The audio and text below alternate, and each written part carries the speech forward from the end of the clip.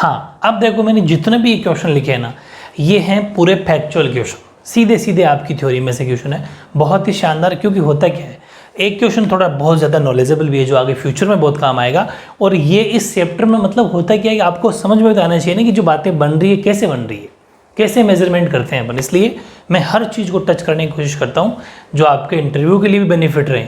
ऐसे बहुत सारे बेसिक क्वेश्चन हैं, जैसे अपन ने कल हिस्ट्री का क्वेश्चन लिया, हिस्ट्री क्या है, कल्चर क्या है, ये ऐसे क्वेश्चन हैं जो इंटरव्यू में पूछे जाते हैं। अभी से आप प्रिपेयर करो दिमाग, क्योंकि अपन बाकी किताबी ज्ञान तो बहुत कुछ ले लेते हैं, लेकिन ये बेसिक बातों का नहीं पता चलता, जो बिल्कुल नॉर्मल क्वेश्चन होते हैं जिनका अपन अच्छे से आंसर एक्सप्लेन नहीं कर पाते। और हमेशा ये चीज़ें जो ईजी, जो बिल्कुल बेसिक चीज़ें होती है, यही पूछी जाती है। ठीक है, इसलिए सब कुछ मैं इसमें ऐड कर रहा हूँ, उसको बहुत अच्छे से आपको नोट करना है और लर्न भी करना है साथ का साथ। ऐसा नहीं हो कि एक साथ फिर बर्डन बन जाएगा, वरना याद साथ के साथ करना। क्यों 24 है क्वेश्चन नंबर, कि मानव के समान प्राणियों का प्रादुर्भाव पृथ्वी पर सर्वप्रथम कब अस्तित्व में आया। मतलब जैसे अभी अपन खड़े हैं, इंसान जो अभी हैं, ये अब इससे पहले भी तो इंसान थे, वो भी तो मानव, मतलब एग्जैक्ट मानव कब, मानव जैसे पहले तो वानर थे, है ना, ऐप थे, तो वानर थे, लेकिन उससे पहले जो इंसान थोड़े जैसे इंसान जैसे लगते हैं, एक्चुअल में वो कब आया, इंसानों का जो प्रादुर्भाव कब माना जाता है टाइम पीरियड, कि when did appearance of human like creatures first come into existence on earth. तो आंसर लिखना है कि मैंने शॉर्ट में लिखा है कि 56 लाख वर्ष पूरे अस्तित्व में आया। एग्जाम आपको कैसा लिखना है पूरा, कि मानव के समान प्राणियों का प्रादुर्भाव पृथ्वी पर सर्वप्रथम 56 लाख वर्ष पूरे अस्तित्व में आया। ठीक है, फिर उसने पूछा कि और आगे और लिखना है, और आदि मानव के कई रूप बदले और कालांतर में लुप्त हो गए।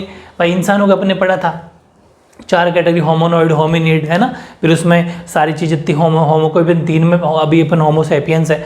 ठीक है, वो जो होमी सब कुछ 3 में अपन ने कन्वर्ट किया था, वो सारी बातें थी, उन सब वो धीरे धीरे फिर क्या हुआ, धीरे धीरे विलुप्त होते चले गए, और एट प्रेजेंट अब होमो सैपियंस जो भी अभी मानव प्रेजेंट है वो रह गया। ठीक है, तो ध्यान रखना है, come into existence 56 lakh years ago and many forms of primitive man changed and it time they extinct. और बहुत ज़्यादा मतलब अकॉर्डिंग टू जैसे जैसे टाइम आगे चला गया, प्रिमिटिव मैन का मतलब होता है आदि मानव, वो चेंज होता चला गया और धीरे धीरे विलुप्त हो गया, और अभी अपन जो प्रेजेंट में वो अपन फिक्स है। अगला प्रारंभ, ये बिल्कुल बेसिक क्वेश्चन है, बिल्कुल बेसिक क्वेश्चन, कि इंसान एक्चुअल में कब, तो 56 लाख वर्ष पूर्व। ध्यान रखना, सीधा क्वेश्चन यहीं से वो आपके ऑब्जेक्टिव तैयार होते हैं, जो 1 मार्क्स ऑब्जेक्ट वाले क्वेश्चन होंगे, MCQs। 25वें कि प्रारंभिक मानव की प्रजाति को किन आधारों पर बांटा जा सकता है। जो शुरुआत के जो इंसान था, ठीक है, प्रारंभिक जो इंसान था, उसको किस आधार पर आप बांटोगे। ठीक है, on what basis can the species of early humans be divided. तो अपने ये बात पहले भी सोची थी कि उसके एक तो जबड़े की साइज है ना, एक तो और स्कल साइज, तो एक तो उसकी खोपड़ी। अभी मैं खोपड़ी से एक क्वेश्चन लूँगा, जो अपने एक क्वेश्चन अपने छोड़ रखा है ना, वो आज करेंगे, बहुत शानदार वो क्वेश्चन भी आ सकता है कि 4 तरह की खोपड़ी है, वो आपको बहुत कुछ सिखाएगा। वो क्वेश्चन अभी इससे ही रिलेटेड है वो। तो आपके एग्जाम में क्वेश्चन जब आए कि जो मानव जब शुरू पहले का जो मानव था, आप उसमें डिफरेंस कैसे करते हो, कैसे पता चलता है कि ये नेक्स्ट है फिर नेक्स्ट है। तो बेसिकली 2 चीज़ें इंपॉर्टेंट है, एक तो उसकी खोपड़ी और एक साथ जबड़ा। ठीक है, इन 2 से वेरी इंपॉर्टेंट है, स्कल साइज एंड जो स्पेसिफिसिटी, यानी कि प्रारंभिक मानव की प्रजाति को उनकी खोपड़ी के आकार व जबड़े की विशिष्टता, ठीक है, स्पेसिफिसिटी का मतलब विशिष्टता के आधार पर बांटा जा सकता है। 1 मार्क्स में सीधा क्वेश्चन आ सकता है। अगला है कि संसार के विभिन्न स्थानों पर खोज किए गए जीवाश्मों का नामांकन किस प्रकार किया गया। ये काफ़ी अच्छा क्वेश्चन है कि जैसे अपन किसी भी चीज़ को नाम देते हैं तो वो किस बेस पे नाम दे रहे हो आप, क्या सोच के दिया, ये क्वेश्चन आ सकता है।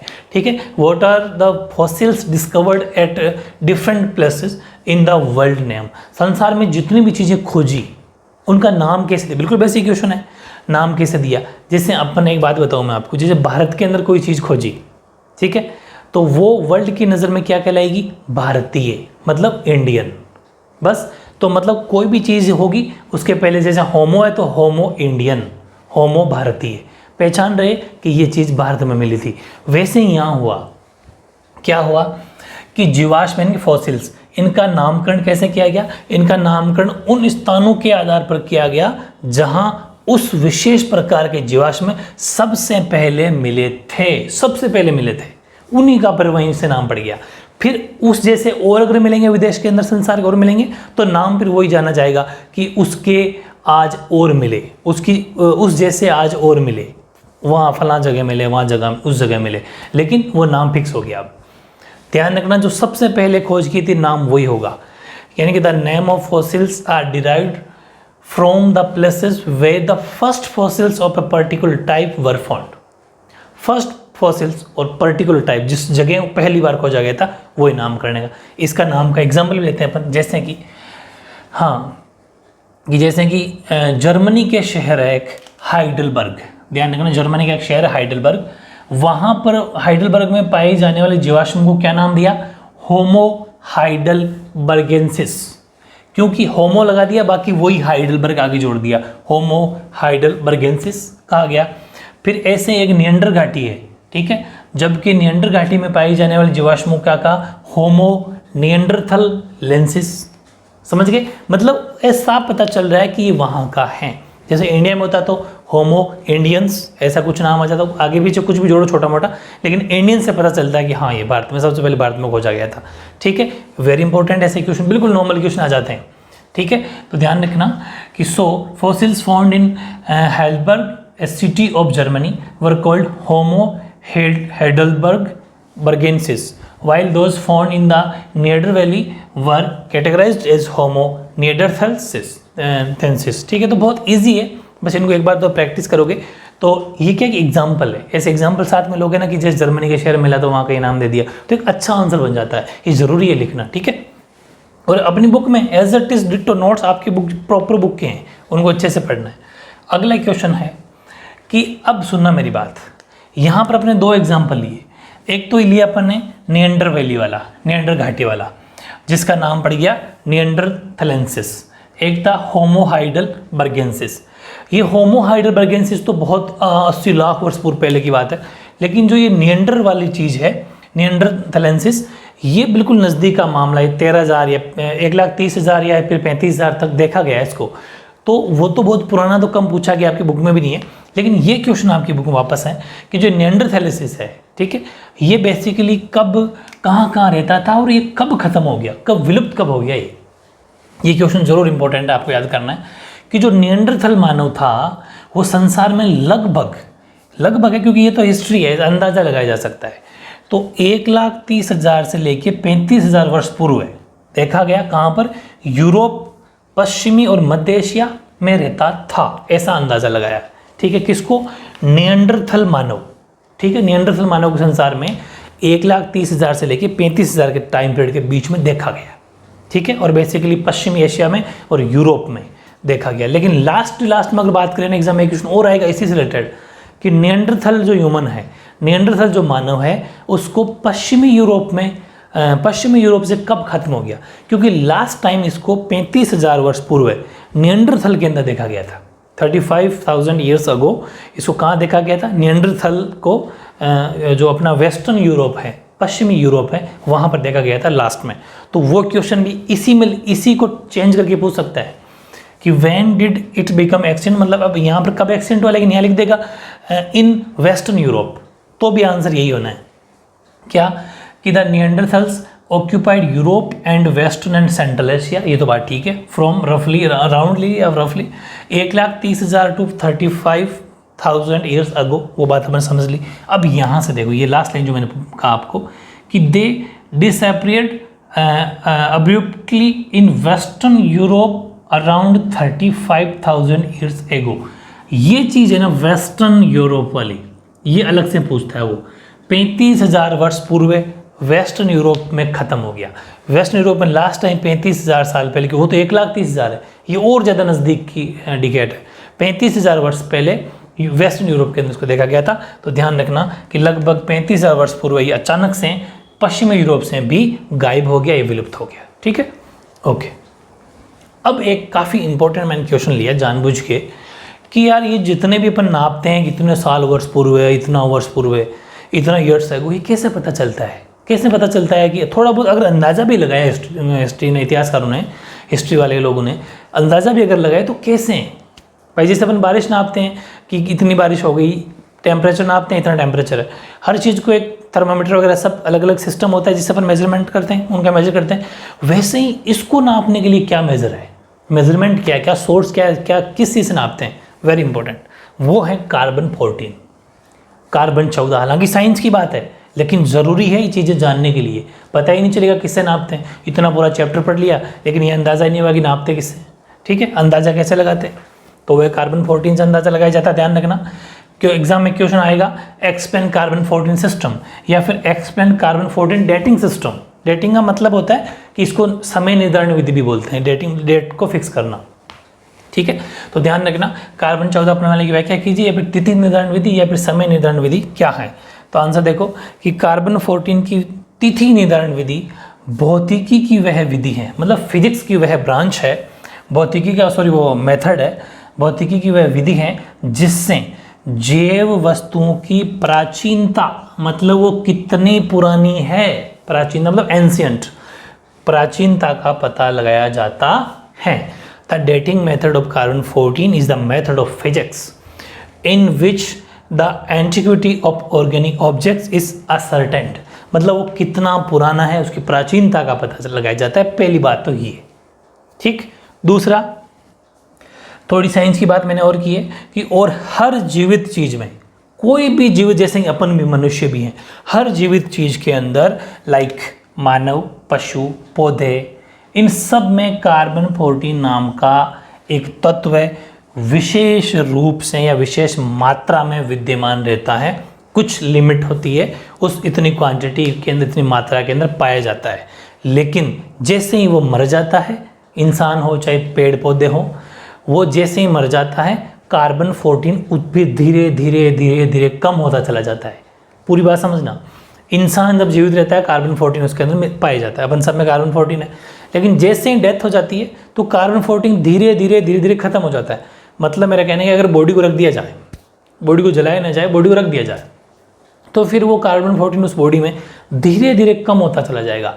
बस वो कम होता होता होता वही चीज़ है कि उसी से अपन को अंदाज़ा लग जाए कब डेथ हुई थी, कितना पुराना है, कब तक जीवित है। समझ पा रहे हो ना? अभी बताऊंगा कि हाँ, and in every living thing, for example in humans, animals and plants, and element name carbon 14 is present in A special amount, वो कुछ खास मात्रा में होता है। लेकिन नेक्स्ट देखना कि मरने पर ये तत्व एक विशेष मात्रा में ना रह के कम होता रहता है, ठीक है।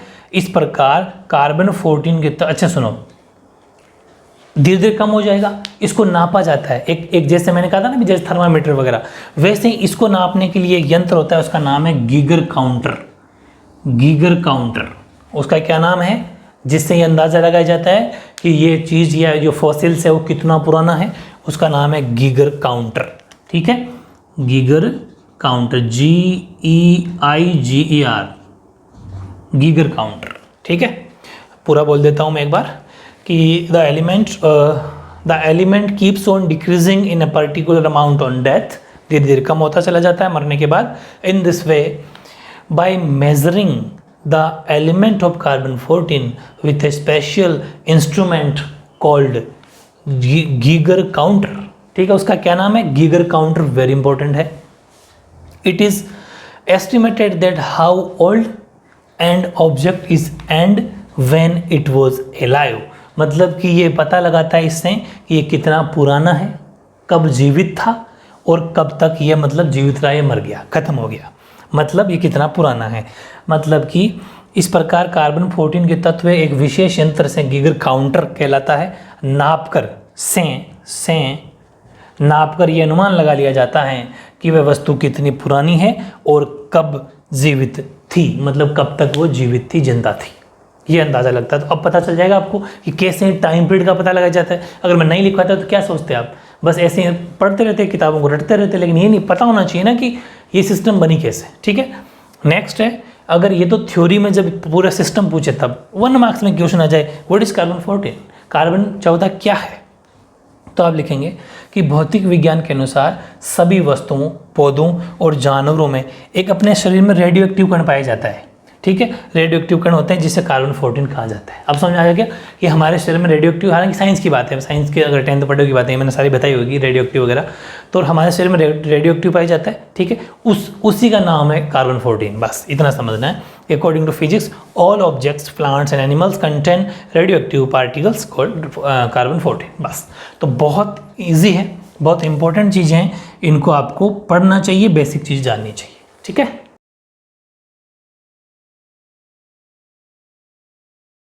हाँ, अब देखो आज का वीडियो पूरा थ्योरी है, और देखो बहुत मेहनत लग रही है मेरे को, आपको बताइए कि दोनों मीडियम के अंदर लिखना, पहले हिंदी में लिखना फिर इंग्लिश में लिखना, इतनी लाइन टू लाइन छाड़ता हूँ सब कुछ, इसका आपको बेनिफिट मैं आज सब आप ही के लिए कर रहा हूँ कि थोड़ा डिफरेंट मिले, क्योंकि कहीं पर भी नहीं है, कोई नहीं समझा रहा, कोई नहीं पढ़ा रहा है, सिर्फ बुक छाप रहा है, स्क्रीन लगा ली और सब उंगलियाँ घुमा रहे हैं। मैं चाहता हूँ कि आपका बेस अभी से मजबूत हो, क्योंकि एनसीईआरटी जिस दिन आपको पता चलेगा ना फ्यूचर में कितनी काम आ रही, तब आपको इतना रिलैक्स फील होगा कि यार ये चीज़ें तो बहुत पहले पढ़ ली थी, और मतलब हर चीज़ फिर समझ में आने लग जाएगी। इसलिए बहुत ही अच्छे से नोट्स बनाना है, स्क्रीनशॉट लेके नहीं छोड़ना है। हालांकि मैं स्क्रीनशॉट लेने के लिए टाइम देता हूँ, लेकिन ऐसा नहीं है कि बस स्क्रीनशॉट लेके रख दिया, नहीं, रोज़ाना रिवीजन करना है। थ्योरी भूल जाओगे जब भी पढ़ो, मैंने जो सिस्टम आपको फर्स्ट वीडियो में बताया था, हमेशा पिछला रिवीजन फिर आगे बढ़ना है। हाँ, वीडियो देख लिया, रुक जाओ, फिर पिछला रिवीजन, फिर इसको पढ़ना, फिर रिवीजन, फिर ऐसा, है ना, डेली ऐसा करना, मेरे साथ के साथ उतारना है।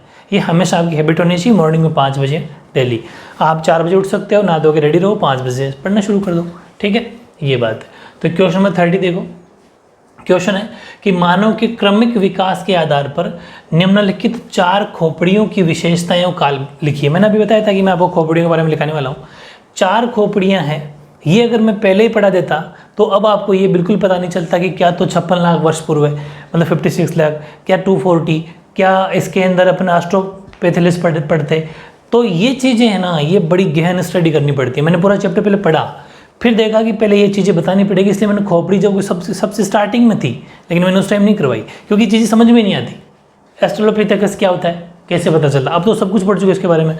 फिर अपन ने इसके अंदर ये इसके टाइम पीरियड पढ़ लिया, होमिनोइड्स पढ़ लिए, क्या होमिनोइड्स होते हैं, तो अब ये चीज़ समझ में आ जाएगी। इसलिए जैसे मैं नोट्स बनवा रहा हूँ वैसे ही बनाना है, आगे पीछे कैसे भी हो, लेकिन वो एक सीक्वेंस बन जाएगा लर्न करने में, ठीक है।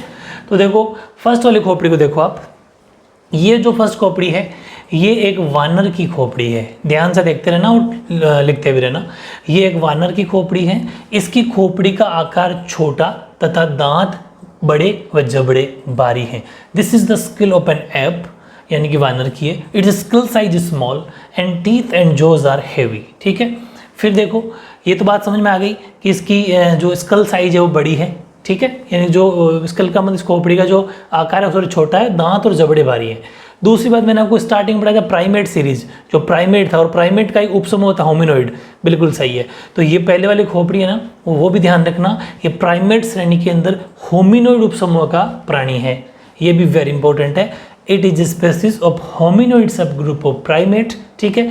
तथा इसका टाइम पीरियड भी पूछा इसने, तो टाइम पीरियड बता देना, इसका टाइम पीरियड या समय लगभग 240 लाख वर्ष पूर्व था, and it's time was about 240 lakh years ago. 3 बातें सीखी, इसकी स्कल साइज बतानी है, दांत और जबड़े की साइज बतानी है, 2। तीसरी बात ये किस का सब ग्रुप उपसमूह है, तीसरा इसका टाइम पीरियड, 3 बातें, तीसरा इसका टाइम पीरियड, ठीक है, वेरी इंपॉर्टेंट है। अब देखो दूसरी खोपड़ी, इसको देखो, ये खोपड़ी है ना दूसरी वाली, सेकंड वाली, ये खोपड़ी ऑस्ट्रेलोपिथिकस नामक प्रजाति की है। मैंने सब कुछ बढ़ा दिया आपको कि ऑस्ट्रेलोपिथिकस क्या होता है, तो अब कोई आपके लिए नई बात नहीं है, लेकिन अब ये पता चल जाएगा कि ये वाली खोपड़ी इसकी है। This skull belongs to a species called Australopithecus, ठीक है। अब इसके अंदर ध्यान रखना, इस खोपड़ी का जो पहले वाली खोपड़ी है ना, उससे आकार थोड़ा सा अपेक्षा बड़ा है, ठीक है।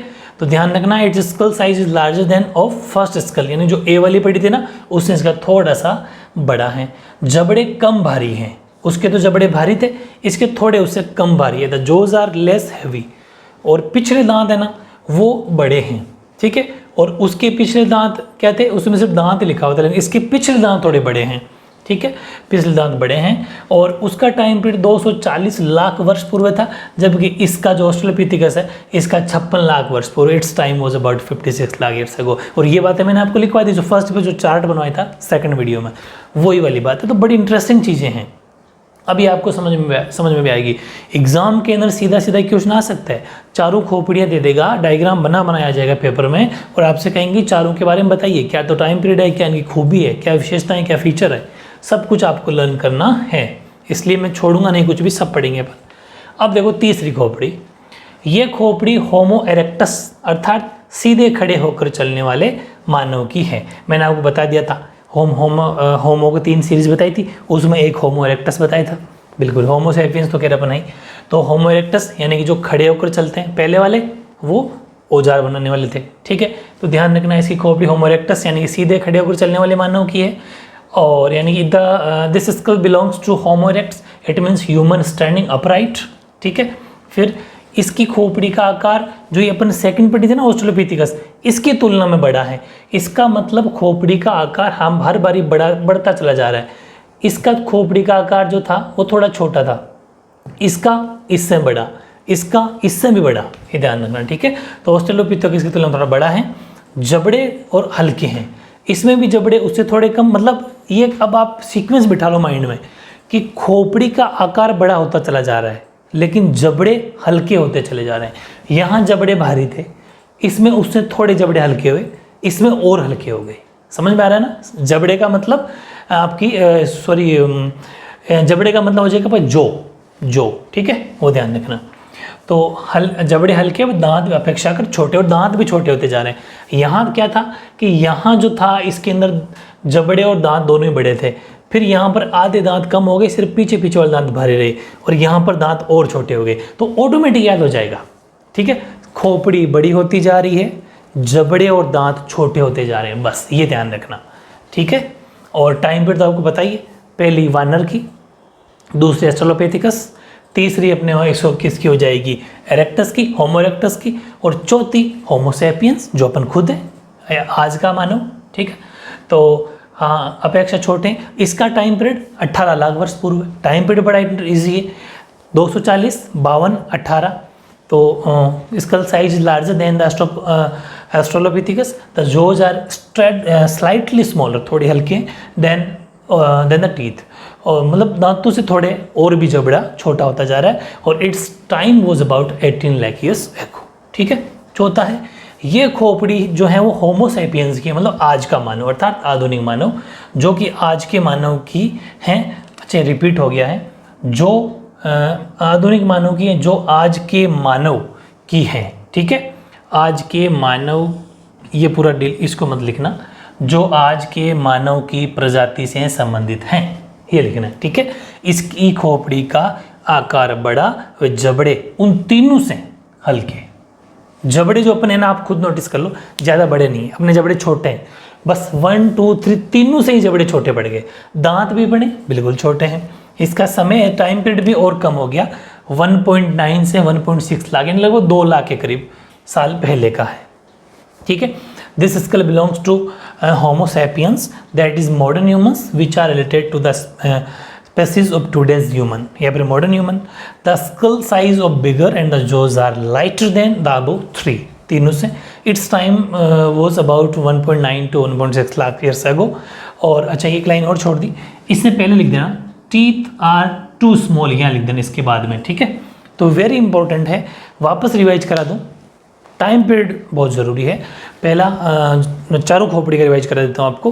पहले के अंदर 240 लाख वर्ष पूर्व, दूसरे के अंदर 56 लाख वर्ष पूर्व, तीसरे के अंदर 18 लाख वर्ष पूर्व, और चौथे के अंदर 1.6 से 1.9 लाख वर्ष पूर्व. ठीक है, फिर 1.9 से 1.6 लाख वर्ष पूर्व. ठीक है, टाइम पीरियड हो गया. पहले में जबड़ा भारी, दूसरे में जबड़ा पहले से हल्का, तीसरे में फिर हल्का, चौथे में तीनों से हल्का. दांत भी छोटे होते जा रहे हैं. पहले में थोड़े दांत बड़े थे, दूसरे में पीछे वाले दांत बड़े, तीसरे में दोनों से, और लास्ट चौथे में दांत छोटे. तो ये चीज़ें बहुत बड़ी इजीली याद हो जाएगी, वो ज़रूरी बहुत है, रटना नहीं है. ये मैंने चारों इतनी बड़ी थ्योरी आपको इजीली याद करवा दी, वही दिमाग में फिट करना है.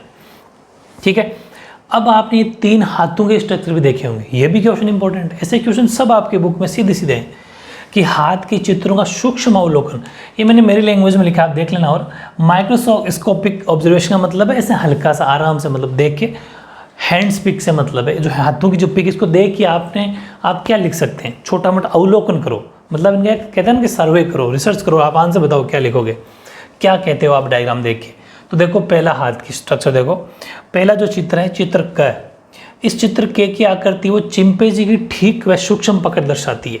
चिंपैंजी है ना, उसके जो हाथ की ग्रिप है उस जैसी ये स्ट्रक्चर दिखता है फर्स्ट वाला, कि in pic first shows the precision grip of chimpanzees. फिर सेकंड, अब आप सोचा होगा चिंपैंजी के ठीक उस जैसी दिखाती है, और इसका संबंध किससे है? जो स्टार्टिंग में मानव आया था, जब सबसे पहले मानव का डेवलपमेंट हुआ था, ये चिंपैंजी जैसा हाथ था इंसान का, ठीक है, ऐसा ही था। इसका मतलब it is related to the early stage of human development, ये मानव के जो प्रारंभिक विकास है उसको दिखाता है, ठीक है। इसका संबंध मानव विकास की प्रारंभिक स्थिति से है। कौन से का? इस पहले हाथ का। इसका मतलब ये है कि जब इंसान का डेवलपमेंट होना शुरू हुआ था तब इंसान का हाथ शुरुआत में ऐसा था जिस पर हाथों पे बहुत ज़्यादा बाल हुआ करते थे, जो आपको इस डायग्राम में दिख ही रहा है। फिर देखो दूसरा हाथ की पिक है, चित्र ख। इसकी आकृति में होमिनिड की दुरुस्त व सूक्ष्म पकड़ दर्शाती है, और ये आकृति चिंपैंजी की तुलना में मानव हाथ की यथार्थ पकड़ दर्शाती है। मैंने आपको कहा था कि होमिनिड थोड़े इंसानों जैसे लगने लग गए थे। ये जो सेकंड हाथ है वो in pic B shows the power grip of the human hand. ये ऐसा लगता है जैसे इंसान का हाथ है, थोड़ा थोड़ा इंसान का हाथ ज़्यादा आपको दिखने लग गया। इस डायग्राम आप आराम से देख लो भले। और this figure shows the true grip, मतलब exact true grip of the human hand compare to the that of chimpanzee. पहले वाला तो चिंपैंजी और भी इंसानों जैसा नहीं लग रहा था, लेकिन सेकंड वाला जो है वो बिल्कुल इंसानों की ग्रिप जैसा लग रहा है चिंपैंजी की तुलना में, ठीक है। तो ये भी वेरी इंपॉर्टेंट है, आराम से समझ में आ रहा है। मतलब इसका कहने का मतलब ये है कि पहला तो बिल्कुल चिंपैंजी वाली ग्रिप है, सेकंड इंसानों वाली ग्रिप है जो चिंपैंजी से काफ़ी डिफरेंट है, बिल्कुल ऐसा लग रहा है जैसे मानव की है। और तीसरा जो हाथ है वो आकृति मनुष्य के हाथ की बिल्कुल सशक्त पकड़ दर्शाती है, मतलब बिल्कुल एग्जैक्ट, जैसे अपन किसी भी चीज़ को आराम से इजीली और सशक्त पकड़ सकते हैं। अगर पहले वाले हाथ होते हैं तो वैसा नहीं पकड़ पाते थे, लेकिन अब अपनी ग्रिप अच्छी हो जाएगी। वो तीसरी अच्छी होगी। तीसरी पिक को देख लो, ये वाली ग्रिप है अपनी। In pic C shows the precious grip of hominid. In this figure the real grip of human hands in shown, it is related to the high status of human development. और ये हमारा last जो उच्च विकास है अभी तक का, इंसान एक बिल्कुल अब एक्यूरेट डेवलपमेंट हो चुका है, हाई लेवल, इससे ज़्यादा डेवलपमेंट नहीं होगा इंसान का, वो दर्शाता है। कौन? ये तीसरा वाला हाथ, ठीक है।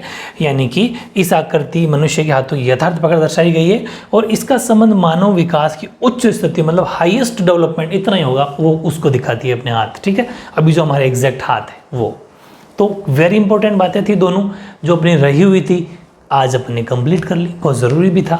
और एक क्वेश्चन मैंने लास्ट में और लिया है कि आधुनिक मानव के समान मानव जीवन की उत्पत्ति कब हुई, वह अपना भोजन किस प्रकार प्राप्त करता था, यहाँ तक है, वह अपना भोजन किस प्रकार प्राप्त करता था, ये वाले क्वेश्चन हो गया। तो आधुनिक मानव के समान मानव की उत्पत्ति लगभग 1,60,000 वर्ष पूर्व हुई। वे अपना भोजन जानवरों का शिकार करके भोजन के लिए कंदमूल, फल फूल, मछली मारकर प्राप्त करता था। क्वेश्चन समझ में आ गया आपके? मतलब जो अभी का मानव है, जो मॉडर्न ह्यूमन है, when did human life originated like modern humans, how did he gets his food. मतलब अभी का जो मानव है, अभी का मतलब मानव, आधुनिक मानव के समान जो जीवन था, अभी अपन जैसे है ना, ऐसे कब दिखने लग गए थे, ठीक है, वो उसका टाइम पीरियड है 1,60,000 साल पहले। अपन थोड़े इंसान जैसा दिखने लग गया था, आधुनिक मानव जैसा, पहले मानव, ठीक है। टाइम पीरियड वेरी इंपॉर्टेंट है कि आज के मानव जैसा कब दिखने लग गए, 1,60,000 वर्ष पूर्व। क्या खाते थे? आप जानते हो हंटिंग, मतलब कि इन जानवरों का शिकार करना है, फल फूल खाना है, कंदमूल, पत्ते, ये सब खा के, या फिर मछलियाँ वगैरह खा के अपना जीवन यापन करते थे। यानी कि humans similar to modern humans originated about 1,60,000 years ago. He used to get his food by hunting animals, root vegetables, यानी कंदमूल होता है, fruits and killing fish वगैरह, ये सब खाता था। तो बहुत इंपॉर्टेंट वीडियो है आज का, थ्योरी थी, लेकिन आपको याद ज़रूर करना है, सीधे सीधे क्वेश्चन आपके आएंगे, ठीक है। अब नेक्स्ट में फिर अपन को एक नए टॉपिक भी स्टार्ट करेंगे, बहुत ही प्यारा सा इसी चैप्टर का है, ठीक है। ओके।